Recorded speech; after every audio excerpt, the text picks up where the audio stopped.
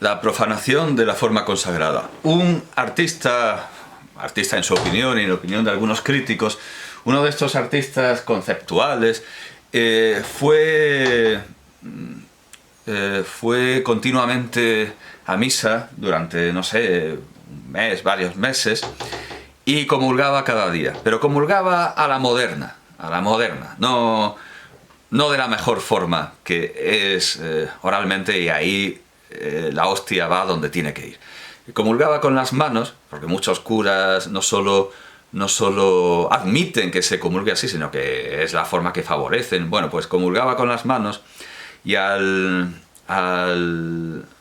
retirarse, preservaba, guardaba la hostia, se la guardaba, y al final lo que hizo con todas esas hostias consagradas fue una performance, un montaje, y lo que hizo fue escribir con esas hostias la palabra pederastia. Bueno, este artista, por lo visto, bueno, lo había violado un cura de niño, en fin, tenía ese trasfondo, esa explicación en la obra, pero la obra es una profanación que no fue tomada en serio por las autoridades.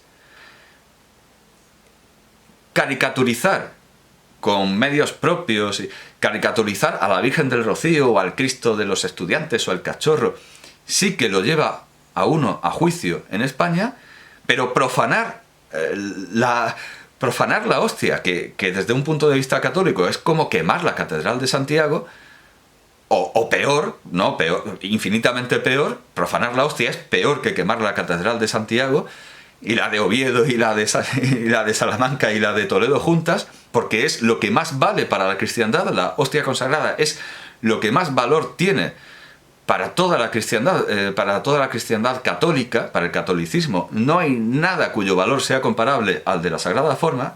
Pues esas leyes que supuestamente protegen los sentimientos religiosos y que amenazan y que hicieron pagar 700 euros, aunque eso fue, bueno, un juez que asustó a un muchacho y al final se avino a un acuerdo judicial, que si hubiera llegado el juicio a su resolución final, evidentemente a quien habría que penar debería haber sido a los denunciantes. Pero bueno, un muchacho en Jaén pagó 700 euros por daños morales o algo así a una cofradía, porque se había puesto su cara en el Cristo de esa cofradía, como han hecho tantísimos artistas, sería largo de enumerar ahora, a lo largo de toda la historia del arte cristiano y del arte católico, sin que a nadie se le haya ocurrido consignarles ninguna pena, como si hicieron los atenienses con Fidias. Sí, a Fidias sí que lo acusaron de asebeia por representarse y representar a sus amigos. Pero en el arte católico nada hay más frecuente que representar a la Virgen, a Dios Padre, a los santos con rostros de personajes reales. A Dios Padre, ¿cuántas veces no habrá tenido el rostro de un mendigo? ¿Y cuántas veces un Cristo no habrá tenido los rasgos del pintor? Bueno, pues le hicieron pagar 700 euros a este pobre muchacho por algo que no tenía ninguna trascendencia. Le hacen pagar 700 euros y luego llega un señor y profana no sé cuántas sagradas formas, no sé cuántas hostias, y eso ni lo admiten a trámite. No lo consideran, o sea, en absoluto. Porque claro, la Iglesia le ha dado la hostia. Si le ha dado la hostia, piensa la legislación, piensa la judicatura, será para que haga con ella lo que quiera. Tantas cosas hay que te dan y no puedes hacer lo que quieras con ellas, empezando por el pasaporte. Tu pasaporte no es tuyo, y lo dice el pasaporte es del Estado, y tú tienes que preservarlo. Pues igualmente la hostia no es tuya. Pero esto no lo tiene en cuenta la legislación. Porque en nuestras leyes no aparecen definidos los términos fundamentales y de los que se derivan penas. No aparece definida la palabra religión. No aparece una definición de la palabra sentimiento. Ofensa a los sentimientos religiosos. ¿Qué es eso del sentimiento? No aparece definida la palabra odio. No aparece. Todos esos crímenes intelectuales, al fin y al cabo, presentan condenas, acarrean condenas muy materiales, muy tangibles, privación de bienes, privación de libertad, barrotes, cárceles de cal y canto, retretes de aluminio, cosas muy tangibles como consecuencia de haber contrariado entes absolutamente intangibles. Sentimientos populares, nacionales, es delito quemar, es delito, según el Código Penal, es delito quemar la bandera de Andalucía o profanarla, pero en esto también entra la decisión del juez. Y todas estas cosas no están definidas. Por lo tanto, que nadie se sorprenda si, como hizo Florentino Soria, para sortear la censura, lo que hay que hacer precisamente es legislar y definir. Legislar la censura y definir qué es lo que debe ser objeto de censura. Y me temo que hoy día, reconociendo que la censura es un universal del que no nos podemos despegar, lo necesario sería, sí, precisamente, definir palabras cruciales, palabras importantísimas en el Código Penal, que al fin y al cabo es el garante último de la censura, es como la Inquisición convertida, el Santo Oficio romano convertido ahora en congregación para la doctrina de la fe. Las muchas censuras, la eclesiástica, la gubernativa que había en España, al final confluyen, se encuentran en el Código Penal. Pero eso no quita que estén surgiendo muchísimos otros códigos censores del Ministerio de Industria, códigos de buenas prácticas. Hay muchos códigos censores, pero en último término todos remiten al Código Penal. Yo veo muy necesario, imprescindible, que en el Código Penal, ya que hay penas por delitos intelectuales, se definan esas denominaciones de delitos intelectuales. Odio. ¿Qué es el odio? Pornografía, ofensa a los sentimientos religiosos y una infinidad más, que seguramente, sin duda habrá. Pero al final todo acabará en el odio. Bueno, y luego están, naturalmente, los delitos contra el honor. Los delitos contra el honor. Que yo sepa, no está definido el honor. Y eso del honor es algo bastante voluble y variable. Yo me acuerdo, no sé si era Pelé o era... Bueno, el caso de un futbolista brasileño, creo que no era Pelé o algo, bueno, en fin, que fue víctima de un rumor, estamos hablando de rumores, fue víctima de un rumor y alguien publicó que, yo qué sé, tenía un pene de no sé cuántos centímetros, de muchos centímetros. Y este futbolista llevó a quien publicó la... No, me temo que no voy a encontrar la noticia y arriesgo más buscando sentencia pene futbolista brasileño, arriesgo más haciendo esta búsqueda que no haciéndola. Pero bueno, en fin, que llevó a juicio, no sé si al periodista, al internauta, entiendo que sería un periodista o incluso que puede que fuera un memorialista, puede que fuera un libro de memorias. Bueno, lo llevó a juicio. Y el juez dictaminó que no había nada que imputar al autor del libro, creo, porque tener un pene descomedidamente largo se considera un motivo de honor, un hecho honroso. Por lo tanto, el futbolista no tenía nada de qué quejarse, porque no solo se había faltado contra su honor, sino que se lo había ponderado, no se lo había vilipendiado, sino todo lo contrario. Se lo había honrado, asignándole un pene descomunal. Y claro, este tipo de bufonadas, de payasadas, son a las que conducen los códigos penales en los que se defiende el honor, pero no se define el honor. Y alguien me dirá, no, pero el honor es que lo define el sentido común, que es algo terrible que hemos escuchado a una exministra, Carmen Calvo, a propósito de un delito intelectual, de otro delito intelectual, por el que fue juzgado el cómico David Suárez. El cómico David Suárez fue llevado a juicio por un chiste que ofendía a los ciudadanos con síndrome de Down. Y además usaba esa palabra ciudadano, Carmen Calvo. Y ella decía que lo de siempre, a mí me gusta mucho echarme unas risas, ese típico discurso, sí, yo soy el primero al que le gusta el humor, pero es que hay límites, es que hay libertad y libertinaje, y decía que era el sentido común. Claro, porque la ley no dice que es odio, no, la ley no dice que es el sentido común. Bueno, pues si fuera por el sentido común también dice que la Tierra es plana, a no ser que uno viva en la costa, y entonces sí que ve que los barquitos van desapareciendo por debajo. Pero si uno vive en Jaén, la Tierra es plana. Y el Sol gira alrededor de la Tierra. Eso es lo que dice el sentido común. Pero lo que dice el sentido común, en una infinidad de casos, el sentido común se opone en una infinidad de casos a la verdad. Y nosotros debemos investigar la verdad. El sentido común no nos vale. No nos vale para decir lo que es delito o no. Nos vale para ver qué es delito o no un código bien escrito, en el que los delitos estén definidos. Y eso no lo tenemos, de momento. Bien. Quiso nombrar a García Escudero.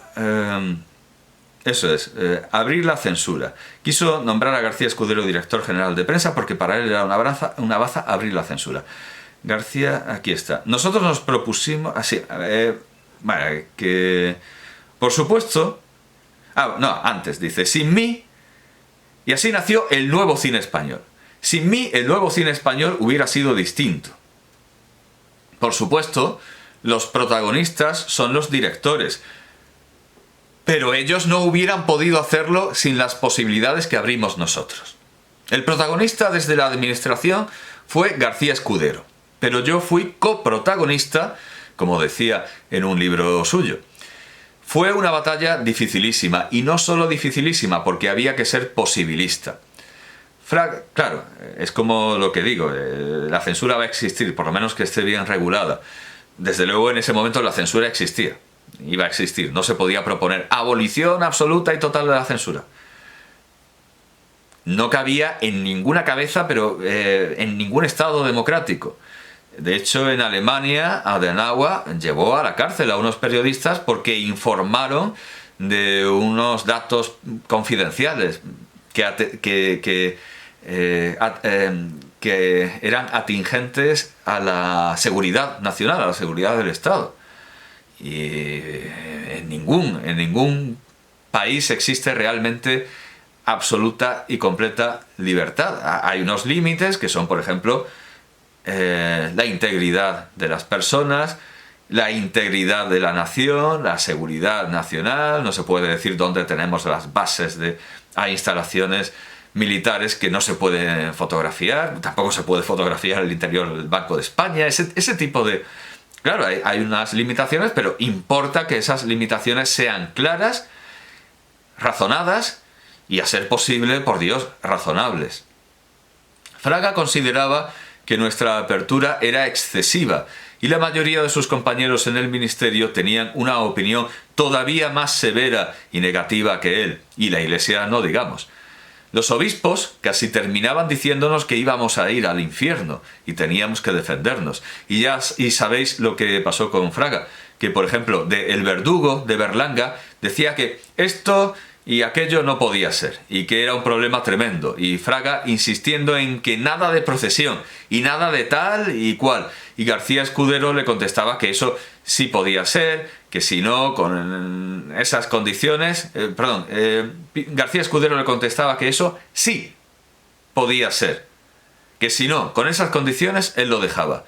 Claro que él era leal con Fraga, pero yo he dicho repetidas veces que García Escudero amagó con dimitir en más de una ocasión, como yo también en varios momentos.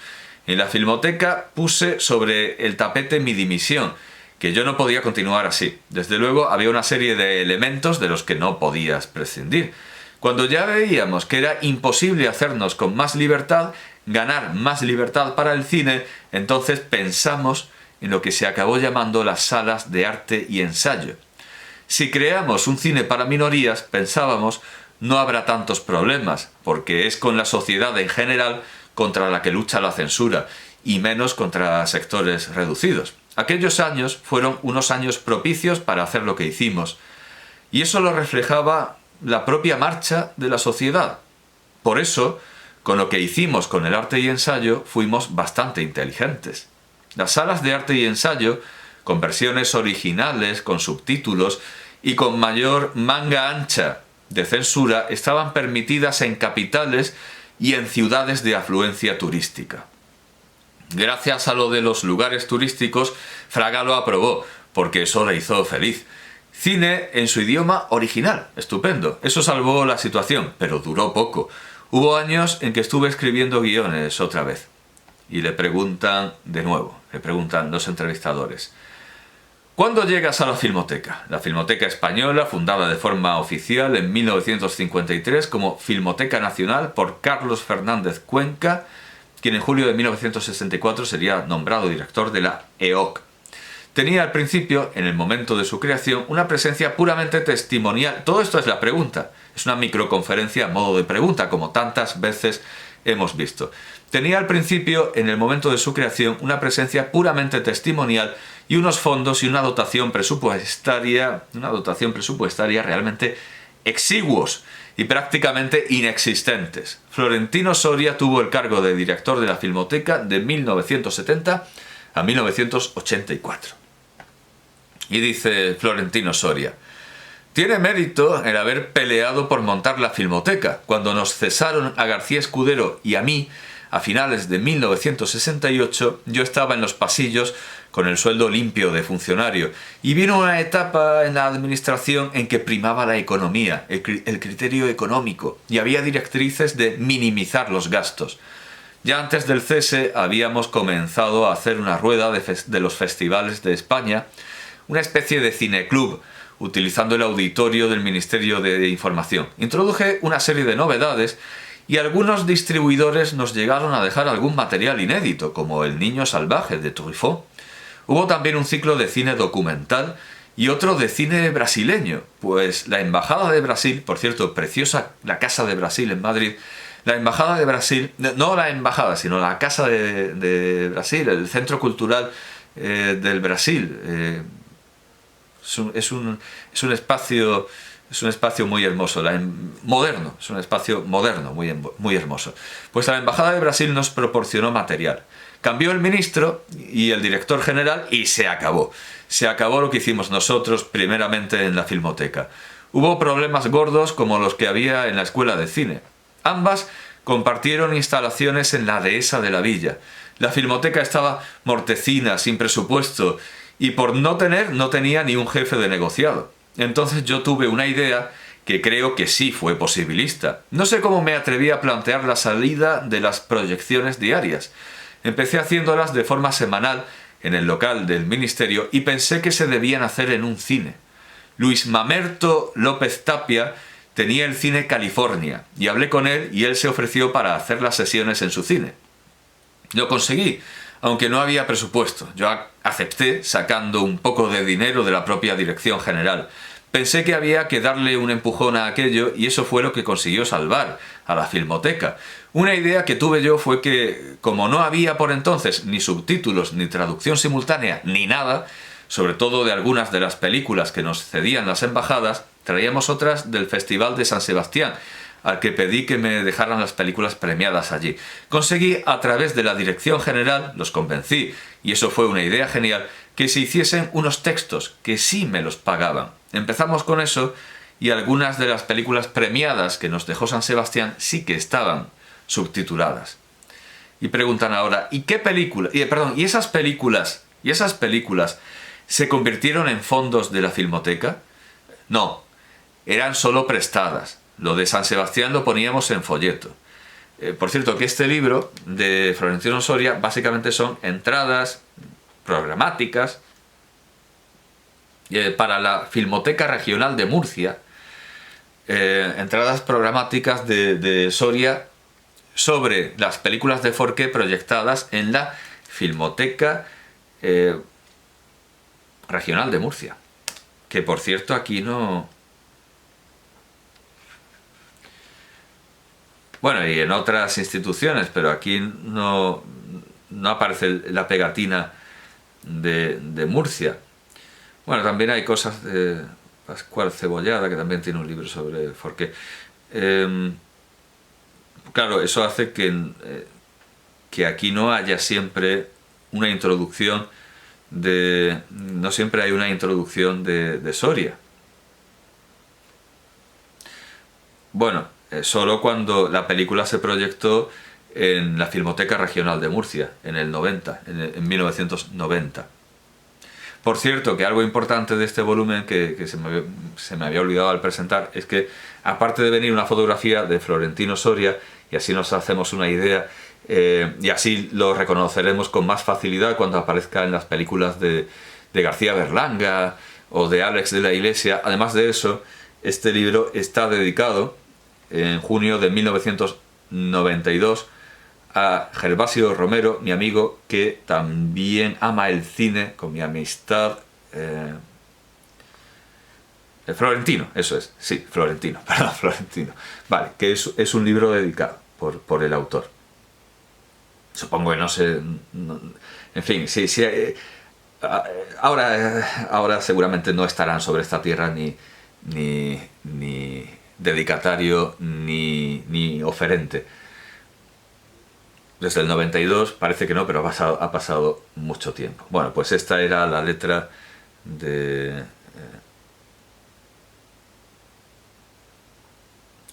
o por lo menos yo me esforcé en comprobar que la dedicatoria sí y que aquí pone Florentino de una manera... Bueno, si es una dedicatoria cualquiera, pero vamos, yo creo que sí. Bueno, en fin, creo que comprobé la firma, Bueno, da igual. Si acabo de cometer un error, que no sé, aquí no hay nada que ver, circulen. Bueno, pues... que ese tipo de cosas luego las hizo para la Filmoteca Regional de Murcia. Lo de escribir textos para las películas. Lo de San Sebastián lo poníamos en folletos, este tipo de folletos. Estaban agradecidos conmigo porque, siendo yo subdirector general, había ayudado al festival mucho. Las sesiones empezaron a tener éxito. 3 sesiones diarias a 15 pesetas las 3 juntas, y que no tenían censura. Bueno, casi sin censura. Luego hubo otros cambios y empezó a haber algunos escándalos. Por cierto, y yo me decía, a lo mejor lo dejo.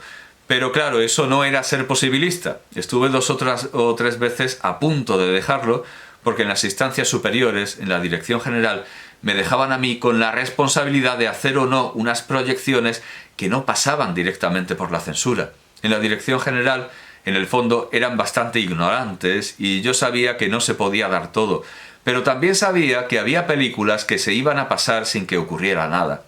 Tú te responsabilizas de lo que se proyecta en la Filmoteca, tú te responsabilizas de la censura en ella, me decían. Sí, había una minoría que opinaba contra mí y fui bandeando. A Berlanga, que tuvo sus funciones positivas y que es muy mitómano y se inventó cosas muy curiosas, se le nombró presidente de la Filmoteca en el 79, cargo que antes había ocupado Carlos Fernández Cuenca, y aquí se anota desde el 70 hasta su fallecimiento en el 77, siendo entre 1953 y 70 el primer director, inmediato predecesor, por tanto, de Florentino. Yo estuve de director 18 años, entre el franquismo y la democracia, hasta la época de Pilar Miró en la dirección general, hasta casi mi jubilación. Con Pilar Miró tuve buena empatía, y eso que ella tuvo algunos problemas, porque cuando llegó al poder el Partido Socialista decían que la Filmoteca era un nido de franquistas. Yo había estado con Franco y con UCD, y a mí me daba igual lo que se decía. La mayoría de mis mejores amigos son de izquierdas, y yo siempre me he considerado más bien centrista. Bueno, como bien sabemos, Pilar Miró se presentó con Solana y le dijo a Berlanga que tenía algo para él. Y le preguntó a Solana, ¿qué tenía para él? Y dijo Solana, el cese. Quizá influiría, no lo sé, que Berlanga hubiera estado en la División Azul, aunque precisamente estuvo en la División Azul para no parecer desafecto. Luego sí aparece esa bibliografía, toda una vida dedicada al cine, pero todo eso ya lo hemos visto a través de la noticia necrológica de la Academia de Cine y de la noticia laudatoria con ocasión de un galardón de la Asociación Española de Historiadores del Cine. Hemos preservado esta entrevista que está colgando de un hilo, está ampliamente periclitada y con esto creo haber hecho un servicio a quienes aman el cine, porque desde luego la entrevista es jugosa y las noticias son más que suculentas. Y a partir de aquí espero que al final estaba convencidísimo de que esta era su letra y ahora empiezo a tener dudas. La T la hace como una F y la... Bueno, da igual. Lo que sí sabemos es que esta es su imagen. Florentino Soria Heredia. A partir de ahora espero que al ver las películas de Berlanga y claro, en mucha menor medida la de Alex de la Iglesia, estén al tanto quienes me han escuchado para darse cuenta de esa construcción, de ese personaje recurrente, personajes distintos, pero un carácter muy similar construido como actor por este gran cineasta y este gran posibilista que fue Florentino Soria. Y aquí tenemos uno de sus 2 libros, que en realidad es una compilación de folletos de Filmoteca ampliado con una selección de críticas de otros autores.